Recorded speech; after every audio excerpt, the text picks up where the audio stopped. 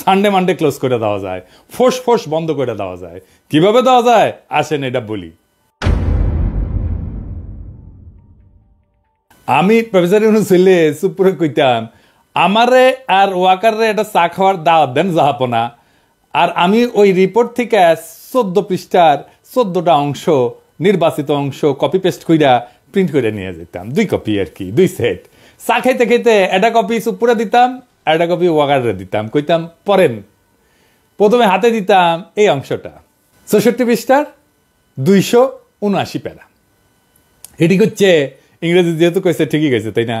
বাংলা যা হয়েছে সেটা হইতেছে সেনাবাহিনী একটা অন্তর্বর্তীকালীন সরকার গঠন সহজীকরণে কাজ করছে, কিন্তু ভূতপূর্ব প্রধানমন্ত্রীকে দেশের বাইরে পাঠায় দিয়ে তাকে দ্রুত দেশের ভিতরে আর একটা জবাবদিহিতার আওতায় আনার পথ দূরে সরাই দিছে। এই পর্যন্ত পড়লে কইতাম দেখিছেন এটা গেলে গুরুতর অভিযোগ, যেখানে 3 বাহিনীর প্রধান জড়িত আছে, আর সশস্ত্র বাহিনীর সর্বাধিনায়ক হিসাবে জাহাপনা চুপ আপনিও আছেন। এরপরে কইতাম একটু নিচে দেখেন, এই যে 279 প্যারার নিচে সেনাবাহিনী নিরস্ত্র শান্তিকামী বিক্ষোভকারীদের উপর কাছে থেকে তাজা গুলি চালায়, জনতাদের হত্যা করে ক্ষান্ত হয়নি।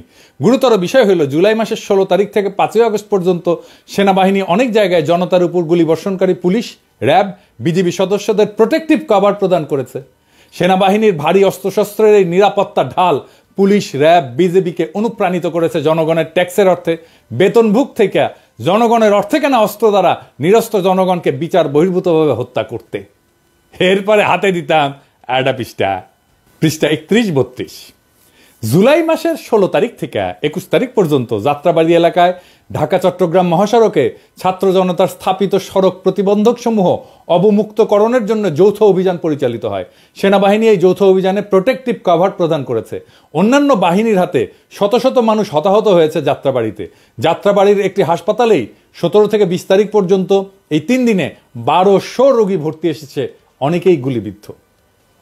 তদানীন্তন প্রধানমন্ত্রীর নেতৃত্বে কোর কমিটির মিটিংয়ে পরপর কয়েকদিন কঠোরতার নির্দেশ।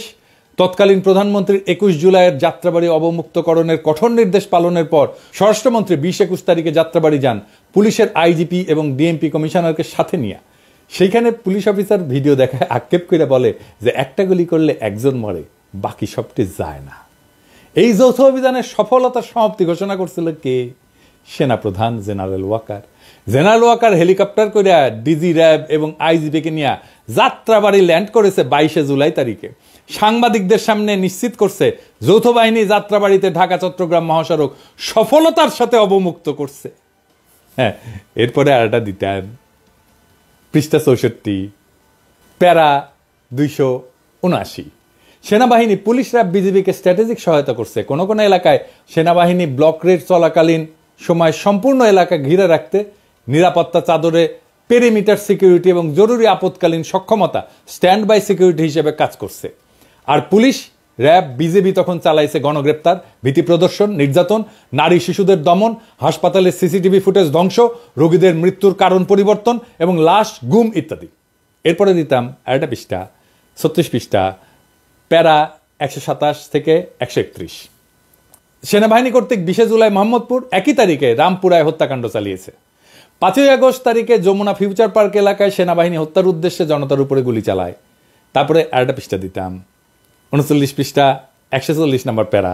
জুলাই মাসের 19 তারিখ থেকে 21 তারিখ পর্যন্ত বিভিন্ন সময় হেলিকপ্টার থেকে সেনা গ্রেডের রাইফেল এবং মারণঘাতী শটগান থেকে জনতার উপর গুলি বর্ষণ করা হয়েছে।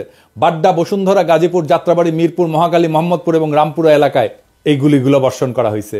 তো এই জায়গায় এসে আমি কইতাম দুইজনকে, জাহাপনা আমার অনুমান যে আর্মি এভিয়েশন ইউনিট বা আর্মি এভিয়েশন গ্রুপ তাদের হেলিকপ্টারের রং পরিবর্তন কইরা এই অভিযানে অংশগ্রহণ করে থাকতেও পারে। কি কন ওয়াকা সাহেব?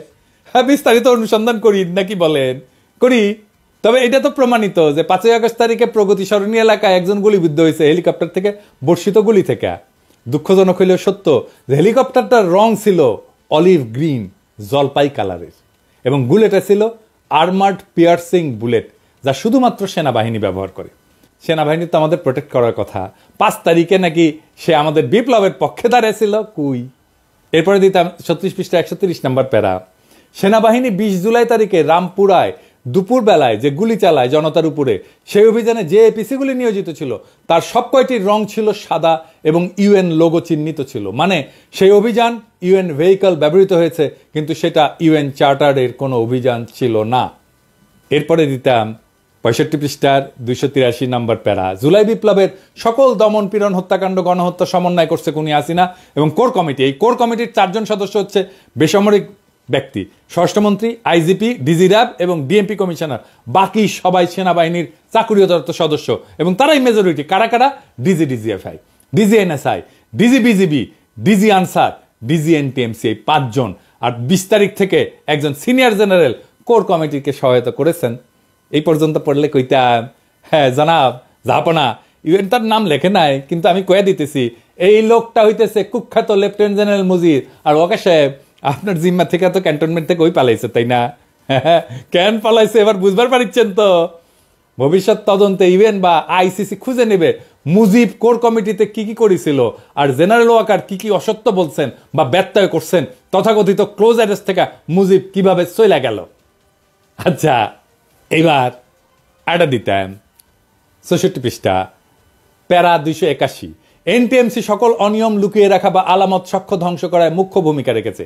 বিটিআরসির সহযোগিতায় তারা গুরুত্বপূর্ণ সময় ইস্পিত জায়গায় ইন্টারনেট ডাউন করে সকল সোশ্যাল মিডিয়া বন্ধ রেখে অমার্জনীয় অপরাধ করেছে। আমি কইতাম এনটিএমসি কে চালায়? হ্যাঁ, আপনার জেনারেল তো জিয়াত, তাই না? ঠিক কিনা ওয়াকার সাহেব? কার বস এই এনটিএমসি? কারা বস এই এনটিএমসির? এখনো কারা বস? পুলিশ যা করছে একই কাজ করছে বিজিবি, র্যাব। বিজিবি এবং র্যাব এটার লিডার কারা? কমান্ডিং অফিসার কারা? Army officer. DGFI July August মাসে 250 অফিসার এবং 2000 ফিল্ড স্টাফ মোতায়েন করছে। এরা সবাই ফিল্ড থেকে তথ্য যোগান দিত, আর যৌথ বাহিনী সেই অনুযায়ী অভিযান চালাইতো। কিছু সংখ্যক বেসামরিক সদস্য ছাড়া এরা সবাই সামরিক বাহিনীর সদস্য। এনএসআই টপ লিডারশিপ সেনাবাহিনীর। আর ওয়াকার সাহেব, আপনি কি কইছিলেন? আপনি 5 আগস্ট 2024 তারিখে জাতিকে ধোকা দিচ্ছেন এই বইলা যে প্রত্যেকটা হত্যার তদন্ত হবে, বিচার হবে। করছেন? করেন নাই। আচ্ছা, এরপরে দিলাম আর একটা পৃষ্ঠা, 70 পৃষ্ঠা 340 নাম্বার প্যারা। এখানে কইছে কেমন করে বিচার করতে হবে। জুলাই গণহত্যার এবং প্রত্যেকটি মানবতা বিরোধী অপরাধের বিচার হইতে হবে যেখানে ভিকটিম বেসামরিক ব্যক্তি, সেই বিচার হতে হবে বেসামরিক আদালতে। যদিও অপরাধী বা অপরাধের দায়ে অভিযুক্ত ব্যক্তি সামরিক বাহিনীর সদস্য হন বা সামরিক আইনের আওতায় থাকেন। বুঝিছেন এইটা? বেসামরিক আদালতে বিচার হবে। আপনি কোর্ট মার্শাল করবেন, ওই রাস্তা বন্ধ করে দিচ্ছে জাতিসংঘ। আপনি তো চাইতেছেন কোর্ট মার্শাল কইরা ওদেরকে ছাড়া দিয়ে দিবেন। কিভাবে জানেন? কারণ এই যে গুম টুম খুন এগুলোর কোর্ট মার্শাল কত, এই কোর্ট মার্শালের শাস্তি নাই এটা। এরপরে দিতাম 74 পৃষ্ঠার 341 নাম্বার প্যারা।